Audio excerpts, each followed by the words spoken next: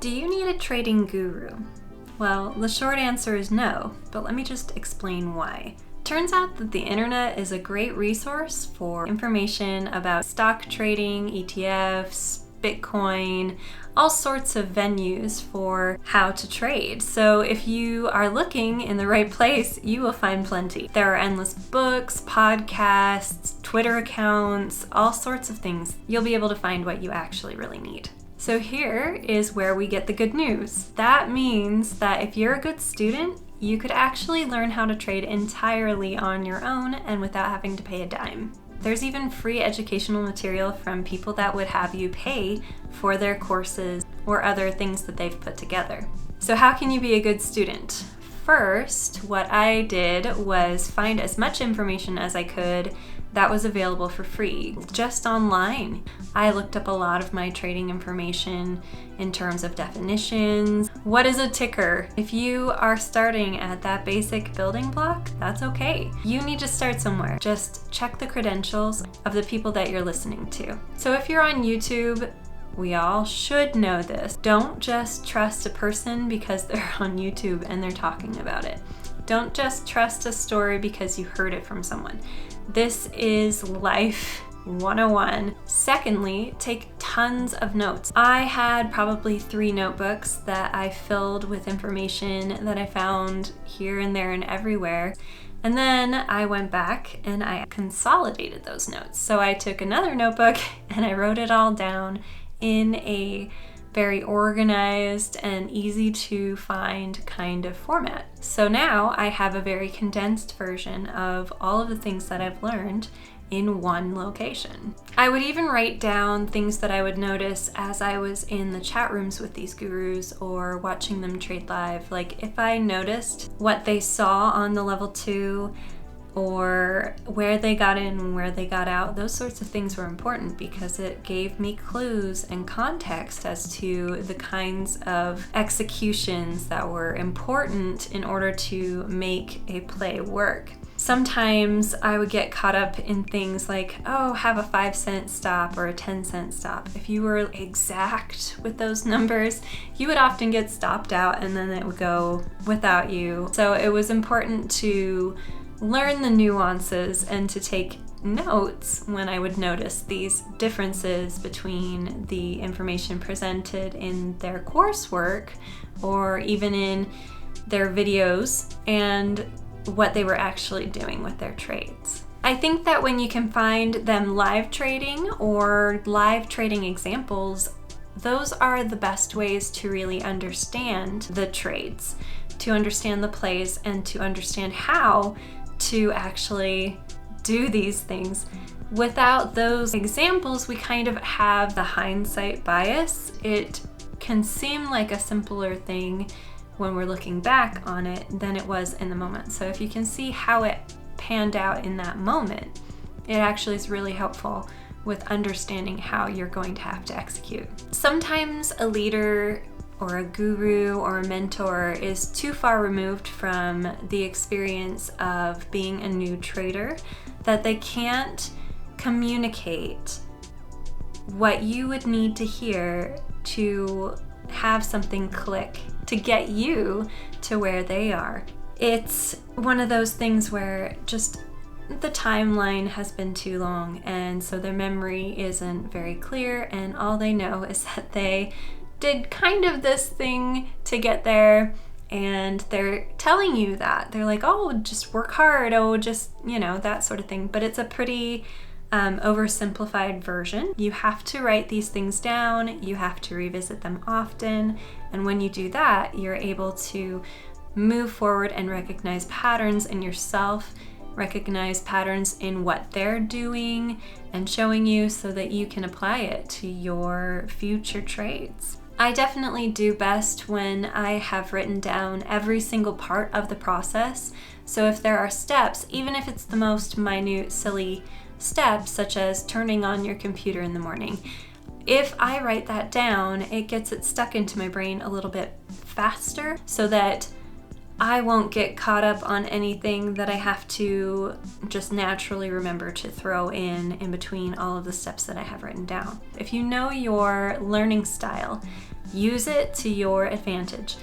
Take all the steps you need in order to make sure that your learning style is the style in which you are learning it. It seems a little silly to say, but a lot of people presenting information don't really understand that there are a lot of different ways to glean information and to understand it. If you need to change the way you're getting that information in order for it to really stick, or you need to write down more in order to get it to stick, it's totally fine. So my own path actually included several gurus. My first guru was Timothy Sykes. I joined his chat room. I spent a massive amount of time watching his videos, hundreds and hundreds of videos, and I used Profitly to track my trades. It was actually very nice to have, but at the same time, I really could have done the tracking itself on an Excel sheet just as well. And honestly, if you have something like Profitly, you should probably be doing the Excel sheet in addition. I got banned, and so ultimately all of that disappeared when that happened. I think that the chat room was probably the best value. You can watch him trade live, and you can listen to other people and their ideas, and you can see how they're trading things and why, and that was probably the most valuable of it all. You can find a lot of videos online for Tim Sykes that are free, but I ultimately was able to gain access to Tim Grittani's information as well, which was really helpful. I love trading tickers, and I think that it's one of the most valuable videos that is out there. It's extremely precise, so it's really worth the time to take a look at those. In the end, I really didn't feel like Tim is a very good teacher. He does a lot of ranting and venting about how bad these companies are, how bad the people in the companies are, that nobody understands that penny stocks are super lucrative. He did a lot of "I told you so" kind of vents and whatnot. Okay, Tim, I get it. You've been on the right side. You've been fighting for this cause, and I appreciate it, and I'm glad that you're telling us about all this stuff. But honestly, I've spent way more of my life listening to those rants than I would have ever wanted to spend. If you hear it once, it's enough, and I wish he would stop doing it in every single video he puts out. But if you're going to go get that information, you're gonna have to endure some of that. Even in his paid subscriptions, the videos there, you also have to listen to it. So it was kind of a give and take, and I got pretty tired of it. I'm sure most of you would probably feel the same way about your time. You want to use it to the best of your ability and not waste it when you're trying to learn something especially. Along with Tim Grittani's trading tickers, I was able to watch a lot of Ducks, and Roland Wolf also emerged when I was actually in those chat rooms. And it was really cool to watch them emerge victorious and to get inspired by that, and to see that it was possible to do what we were all here to do. So I moved over to Ross Cameron at that point, and that's the reason I got banned from Profitly. It was that I mentioned that in my journal. I had moved over because Tim's way of trading was a little overwhelming. He was really into looking up the news and looking up the filings and all of those sorts of things, which it's good to understand those things on some level, but really it's not super important to how a stock moves if you are paying attention to the patterns. So I moved over to Ross because he really seemed to be more my style in trading, and I really, as a mom and a wife and a taxi driver for my kids, a frugal person that was budgeting, and someone who was taking care of myself and going to the gym and all of those things, there was not enough time in the day to get it all done and trade. So I could really only see myself putting in 2, 3, maybe 4 hours a day into trading in the morning and then getting on with the rest of my day. Ross really, his style helped me to feel like that was possible. Before that, I kind of felt like, if I have to get on for power hour at the end of the day and then I need to review everything at night before I go to bed, it's just too much work. He just showed me that it was clear that was not necessary. And so that kind of saved me a ton of time. I don't think that when I bought the course, it was very necessary for me to do that. I did that because I thought maybe that was the step I was missing. And the reason I wasn't 100% profitable yet was just I didn't have all the information. When I got that information and I compared it to what I had learned in chat room and from his free information, I really didn't learn a whole lot. The only thing I really learned from the course was how to trade level 2.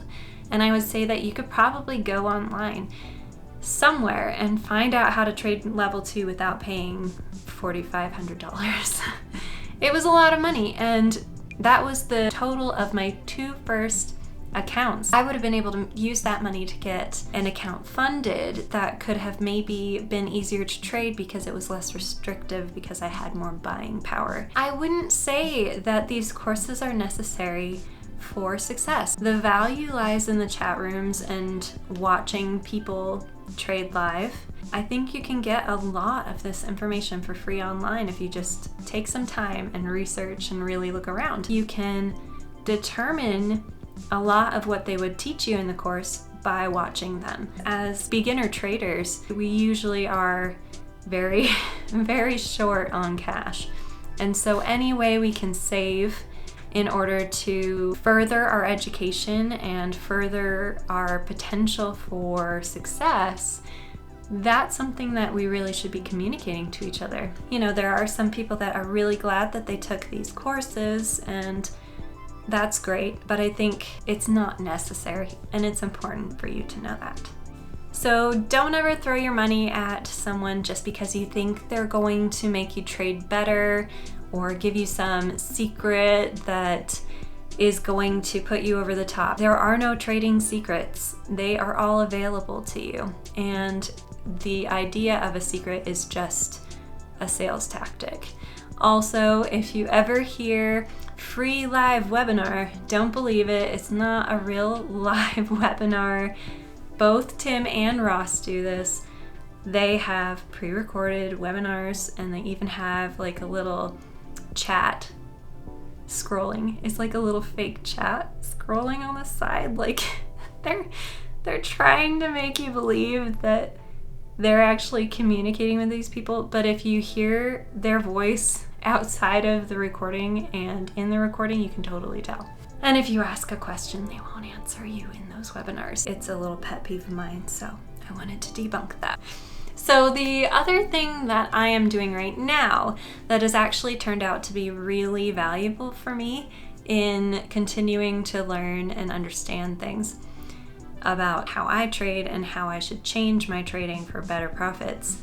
I started watching Trader TV live, and they're in Canada, and it's Neil and Sean and Brendan and Valeria all working together to put on this show every morning where they trade live, and it's all free. They actually really helped me hone the idea of support and resistance. The other courses weren't as clear somehow as they were to me.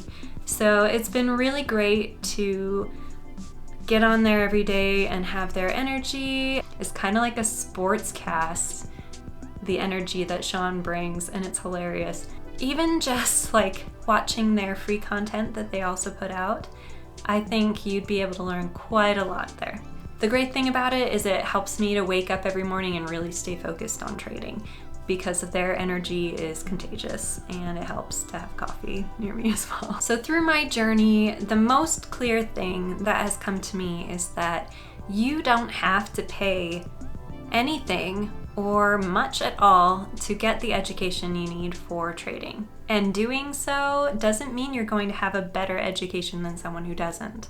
You have the power to research and to gather information and to be a good student and study without any guidance. After all, didn't the gurus do it without gurus?